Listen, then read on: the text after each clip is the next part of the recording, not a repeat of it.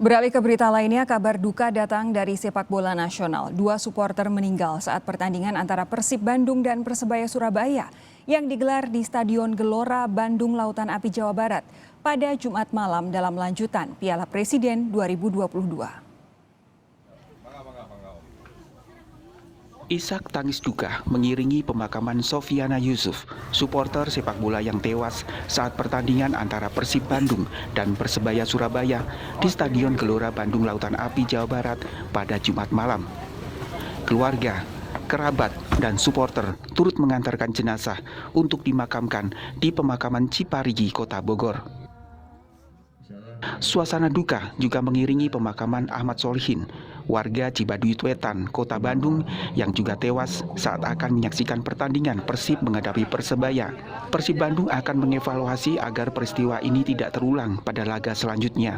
Persib juga mengimbau supporter yang tidak memiliki tiket jangan memaksakan diri datang ke stadion. Sudah menyiapkan ya layar lebar ada 4 di luar gitu kan.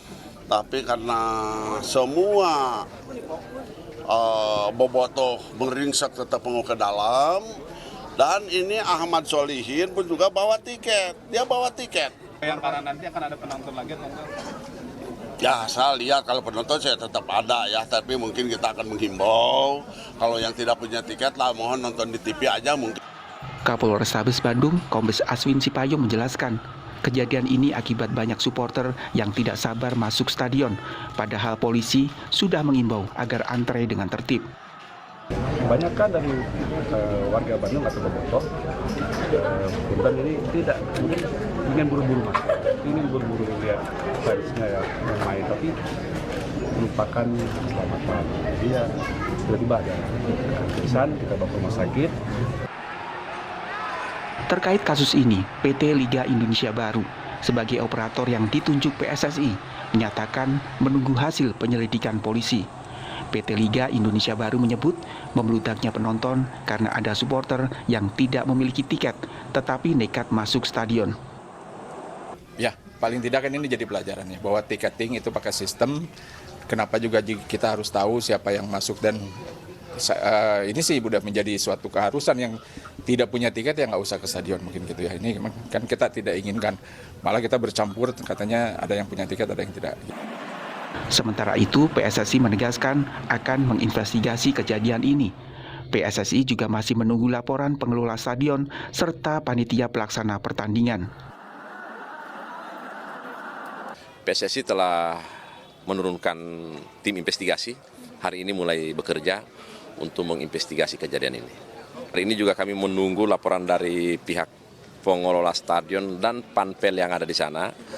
Sekaligus juga mudah-mudahan akan ada rilis dari pihak kepolisian seperti apa kejadian yang ada di sana. Dalam pertandingan tersebut, Persib Bandung berhasil mengalahkan Persebaya dengan skor 3-1. Persebaya sempat unggul terlebih dahulu melalui eksekusi penalti Leo Lelis. Namun Persib membalas 3 gol. Victor Igbonivo mencetak gol di menit ke-26. Nick Kuipers turut mencatatkan namanya di papan skor di menit ke-35. Ciro Alves kemudian menambah pundi-pundi gol Persib di menit perpanjangan waktu. Tim Liputan Kompas TV. Bagaimana bisa dua supporter sepak bola meninggal di Stadion Gelora Bandung Lautan Api? Seperti apa antisipasi dari kepolisian terkait membludaknya penonton dalam pertandingan-pertandingan mendatang? Saat ini saya akan berbincang dengan Kabid Humas Polda Jawa Barat, Kombes Ibrahim Tompo. Selamat malam Pak Ibrahim. Selamat malam Mbak Sofi. Assalamualaikum warahmatullahi wabarakatuh. Waalaikumsalam warahmatullahi wabarakatuh. Jadi saat ini perkembangan dari penyelidikan kasus ini seperti apa Pak Ibrahim? Ya, pertama-tama kita menyampaikan prihatin ya dan turut belasungkawa terhadap adanya insiden ini dan belasungkawa kepada korban. Di mana kejadian ini terjadi tadi malam memang akibat membludaknya para penonton sehingga terjadi desak-desakan dan akhirnya ada korban 2 orang meninggal. Oke, perkembangan penyelidikannya seperti apa? Ya, jadi memang kita masih fokus kepada peristiwa kematian tersebut ya, yang diakibatkan karena adanya penonton yang membludak itu. Jadi kalau kita evaluasi dari kondisi yang ada, memang kapasitas dari gedung ini sebanyak 15.000. Namun kalau kita lihat realita di lapangan, pengunjung ini cukup antusias sehingga hampir 40.000 datang. Nah, dari kondisi yang ada ini, 15.000 dari kapasitas ini sudah masuk dalam stadion. Nah, sisanya ada di luar stadion dan juga di jalan-jalan. Ini juga sudah ada sekat-sekat yang dilakukan oleh petugas-petugas. Namun pada saatnya juga ini terbuka. Dan pada saat dibuka inilah para pengunjung ini akhirnya membludak di area-area tertentu dan berusaha mendesak masuk ke dalam stadion. Nah, apakah dari para penyelenggara kemudian pengelola stadion sudah dimintai keterangan, Pak Ibrahim? Jadi untuk saat sekarang kita masih fokus kepada peristiwa adanya kumpulan dari massa ya, dan yang menyebabkan akhirnya. Jadi belum ada yang diperiksa ya? Ya, belum, sampai sekarang belum kita lakukan pemeriksaan. Adakah rencana itu, Pak Ibrahim?